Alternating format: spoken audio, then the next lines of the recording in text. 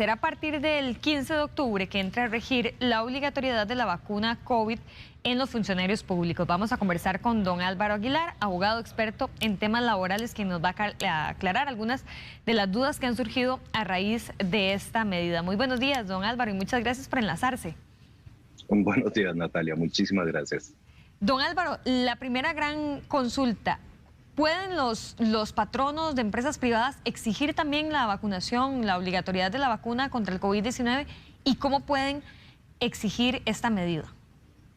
Bueno, sí, debemos de esperar a la publicación del decreto, y esto es vamos a ver, esto es algo que hemos conversado desde el día de ayer consistentemente con varios empleadores que nos han contactado, toda vez que debemos medir los alcances de este decreto. Lo cierto es que la noticia que circuló el día de ayer, conforme lo ratificó el ministro de Salud, es que efectivamente los patronos del sector privado van a poder solicitar o van a poder exigir dentro de su normativa interna que sus trabajadores, así como los nuevos postulantes a un puesto de trabajo, deban de contar con el esquema de vacunación completo. Esto es un tema importante y a nivel, llamémoslo, del sector privado, evidentemente, y la recomendación y las mejores prácticas siempre van a estar dirigidas a que el patrono realice un manual, realice una política, en fin, que establezca las condiciones con la fundamentación objetiva,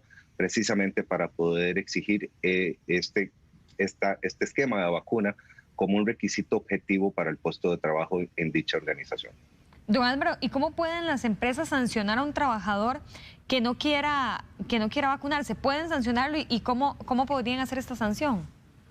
Bueno, desde el momento que, vamos a ver, en Costa Rica tenemos que hablar de que hay un debido proceso y siempre tenemos que ver que la falta sea proporcional con la sanción que se va a aplicar. Lo lógico y las buenas prácticas lo que dicen es que en primer lugar se le haga una prevención al trabajador de que debe cumplir con el esquema de vacunación y que se le dé un plazo determinado precisamente para que esta persona pueda acudir a los centros de vacunación disponibles y completar su esquema de vacuna.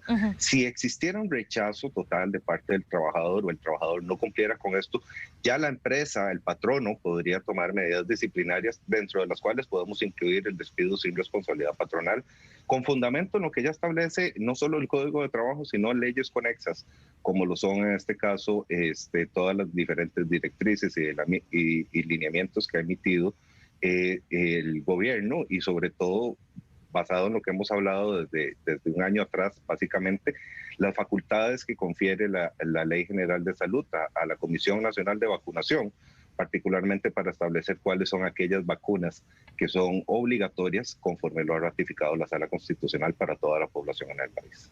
Don Álvaro, y además del despido sin goce del resto sin responsabilidad. De responsabilidades patronales, ¿hay algún otro tipo de medidas que puedan tomar las empresas si un trabajador o trabajadora se niega a cumplir con el esquema de vacunas?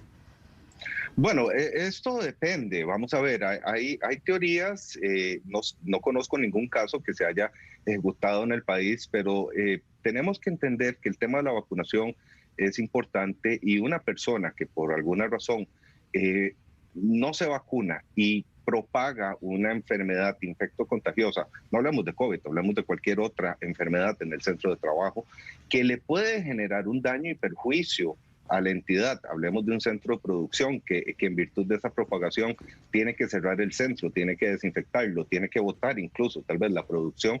Podría haber incluso una reclamación de daños y perjuicios contra este trabajador. Eso es importante de considerarlo. Como te digo, está dentro del espectro que podría darse dentro de una dinámica de una relación laboral. Incluso también hay un tema que es importante socializar.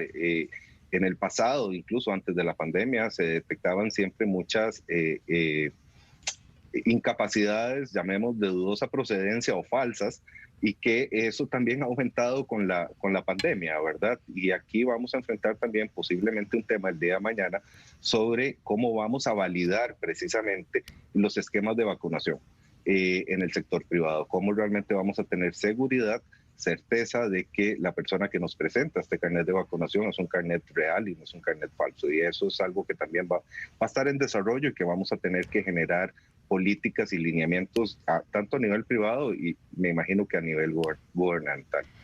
¿Pueden las empresas negar el ingreso a un centro de trabajo a las personas no vacunadas, ya sean trabajadores o personas externas? Vamos a ver, a trabajadores sí, efectivamente, desde el momento que la empresa lo disponga como una obligación para trabajar en dicha organización, incluso aquellos proveedores de servicios. Hay muchas empresas que tercerizan algunos servicios y esos proveedores, los trabajadores de esas empresas que brindan estos servicios bajo la figura de outsourcing o de tercerización, necesariamente también van a tener que cumplir con esos requisitos. Si estamos hablando de centros productivos, definitivamente las empresas van a poder, por decirlo así, limitar el ingreso a aquellas personas que no porten precisamente el carnet de vacunación o el esquema de vacunación completo. Eso igual es algo que las empresas van a tener que desarrollar dentro de sus manuales, dentro de sus políticas, dentro de sus reglamentos y nuevamente fundamentado precisamente en las mismas razones que ha dado el gobierno, pero también cada empresa es diferente y cada empresa tiene que aprender a fundamentar precisamente las razones objetivas por las cuales en ese centro de trabajo en particular se solicita además este esquema de vacunación. Las empresas pueden solicitarle a los trabajadores que presenten su carnet de vacunas. ¿Es una información que puede tener acceso a la empresa y que puede guardarse? Vamos a ver, la información de carácter médico es sensible, ¿verdad? Y es confidencial. Entonces, como parte del protocolo para establecer esta medida de solicitar la información, la empresa va a tener que generar, por decirlo de una forma, de acuerdo a lo que establece la ley de información de protección de información personal, va a tener que generar un protocolo de forma tal que esta información se pueda guardar de una forma responsable sin que se utilice para otros fines más que los que han sido creados, como en este caso simplemente acreditar que la persona cuenta con el esquema de vacunas. Recordemos que también diferentes manuales del Ministerio de Salud establecen algunos regímenes de excepción para algunas personas, por lo que no podemos partir del supuesto que todos tenemos el esquema de vacunación si estamos trabajando en una empresa. Pudiera ser que una o un grupo de personas calzan dentro de este régimen de excepción por una condición médica, lo cual les inhibe a ellos también de recibir el esquema de vacunación. Y esto es importante de proteger. La empresa tiene que proteger esta información para que a lo interno de la empresa no se genere un ámbito de discriminación contra esta persona que no tiene la vacuna. ¿Pueden los comercios, don Álvaro? Es una consulta que me decía usted, han hecho varias personas desde ayer, que si pueden los comercios pedir vacunación a los clientes. Sí, bueno, vamos a ver, esta consulta nace precisamente por un oficio que recibimos de fecha del 27 de septiembre de este año del Ministerio de Salud, donde se establecen como nuevas condiciones para cierres de comercios que no cumplan con las medidas. Lo cierto del caso es que, y nace la preocupación por lo que está pasando en otros países, precisamente donde hay comercios que están negando el acceso a sus servicios aquellas personas que no presentan, que no acreditan que han sido debidamente vacunados. Mi razonamiento al día de hoy es que todavía no hemos llegado a ese momento. No siento que este decreto o este oficio que se emitió de momento establezca esa condición. Lo cierto es que también en Costa Rica existen ciertas libertades de ingreso y de acceso, la cual podría ser determinada por cada comercio en sí mismo, ¿verdad? Pero lo cierto es que el oficio, por lo menos, no necesariamente está reflejando esa realidad. Si esa fuera la voluntad del gobierno, debería tal vez emitirse un lineamiento en ese sentido, pero de momento no es esa vamos a ver, la resolución que hemos analizado. Pero ¿podrían los comercios tomar como una decisión privada de su negocio permitir o no el ingreso de clientes vacunados o no vacunados? Desde mi óptica, sí, desde mi óptica podrían hacerlo si fuera ya decisión de ellos. Podría ser un sinsentido desde un punto de vista de comercio, pero pareciera que podrían hacerlo con algún nivel de libertad. Por último, don Álvaro, relacionado a todo este tema de que se ha suscitado en temas laborales con todo el manejo de la pandemia, trabajadores que están en este momento en teletrabajo, ¿puede exigirle al patrono regresar cuando desee o puede el trabajador negarse a volver a trabajar en las oficinas o a la planta, etcétera? Este Este es todo un tema. Tenemos que recordar que el teletrabajo como tal está concebido, llamémoslo como una modalidad de mutuo acuerdo, es decir, patrono y empresa se ponen de acuerdo efectivamente para ejecutar esta modalidad. Esto quiere decir que desde el momento que una de las partes ya no está de acuerdo con seguir ejecutando esta modalidad, tiene necesariamente que reincorporarse al centro de trabajo. Ya hay muchas empresas que han estado consultando y programando, de hecho, el protocolo de regreso a la oficina, precisamente para enero, febrero, marzo del próximo año. Hay muchos trabajadores que están muy contentos realmente en la situación del teletrabajo, y hay muchos que han dicho que no quieren volver. Bueno, lo cierto es que eso van a ser procesos posiblemente de negociación posteriores cuando ya la empresa convoque al centro de trabajo.